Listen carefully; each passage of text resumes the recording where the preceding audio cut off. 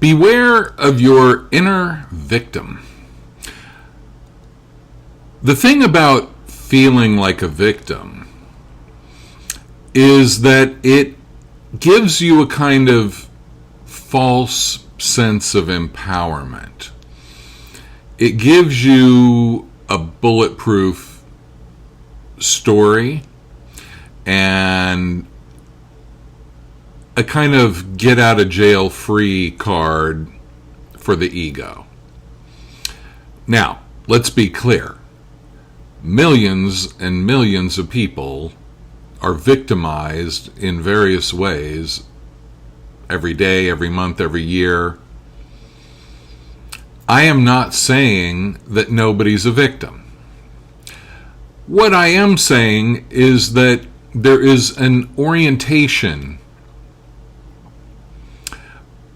of feeling like a victim that is counterproductive to manifestation and spiritual growth. Now, I come at this as somebody who does past life regression, and I do these hypnosis sessions on a regular basis. And one of the things that we really delve into is the life purpose. Why are you here? What is the purpose of this life? And in a situation where there is reincarnation, where you have multiple lifetimes, and each lifetime has a certain purpose, what is the purpose of this life? Now, a lot of people that come to me have been victimized, and I am not downplaying that. So my point is not to say you are not a victim. My point is to say it doesn't serve you to see yourself that way. I like to say, and I believe I have a video or two about it, that you can either be a victim or you can be a manifester in your orientation, in your self-image.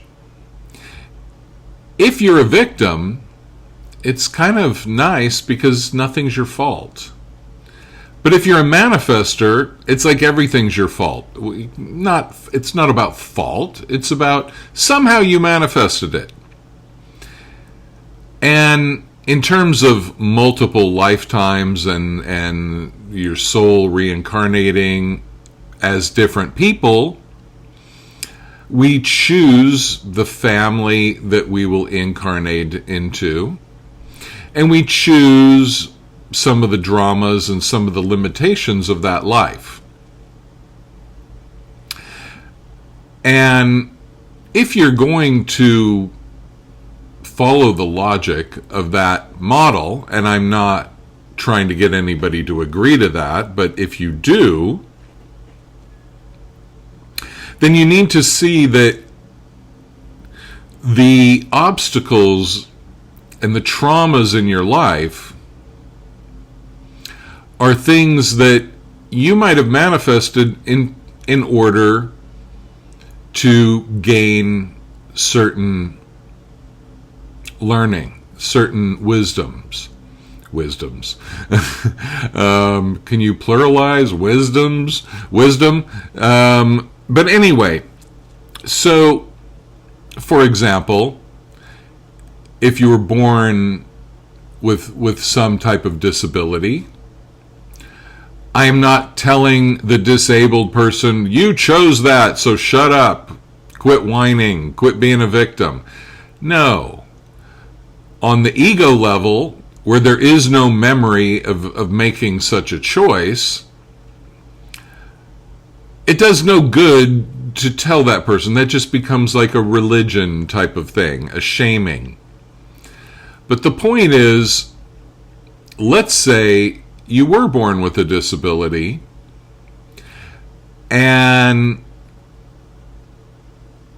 a certain percentage of the suffering of that disability is just the habit of wallowing in victimhood. If you wake up every day pissed off about the disability, I don't blame you. I cannot say I wouldn't do the same thing. But what I'm saying is it effective? Does it get you what you want? That's what you need to look at. If you would look at it as like, somehow I manifested this disability from birth or later on, and what the hell can I do to maximize my potential given this disability? I mean, I can only do what I can do. And one of those things is giving up and being pissed off and being a victim. And another one of those things is maybe looking at, since certain avenues, certain options are cut off in my life, are there other ones that are still available that I can focus on even more with fewer distractions? And if so, then that's the thing to do. So the false empowerment of the victim is that there becomes an identity and a self-righteousness builds up, which is very strengthening to the ego. But it also presents a barrier to spiritual awakening and to fulfillment of the life purpose. So if you notice with a lot of victim mentality, it comes along with this false empowerment and self-righteousness. Now again, I don't blame anybody for having that. What I am saying is it's not necessarily the most effective strategy. I'm a Scorpio. I think about strategy.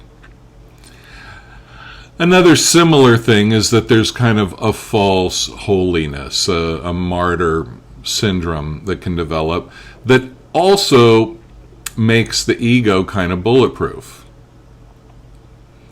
I said something rude. Well, you'd be pissed off too if you were in my situation.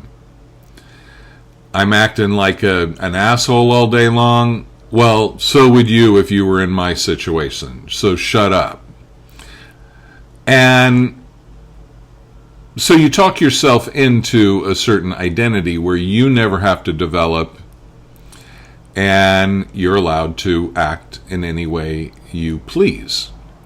So there's a lack of accountability, and my point is not to judge that. My point is to say, if you find yourself using this victim identity all the time, if it has become a cornerstone of your personality, your ego structure, I'm just saying it's something you might want to reconsider. And you might want to consider changing in that identity as the victim into an identity of the manifestor, the creator. And tell that story for a moment. If I manifested this, why the hell would I do that? Now, the first reaction most people have when I take them through that process is, I wouldn't do that. There's no reason I would do that. And I'm like, well, okay. Just imagine if you did do that, there has to be some thought process, even a crazy one. And let's kind of tune into what that would be. And we can gain a true empowerment by letting go of this victim stance and instead seeing ourselves as the manifester of our reality. Something to think about. Thanks so much for watching. Please comment, like, and subscribe. And I'll see you soon.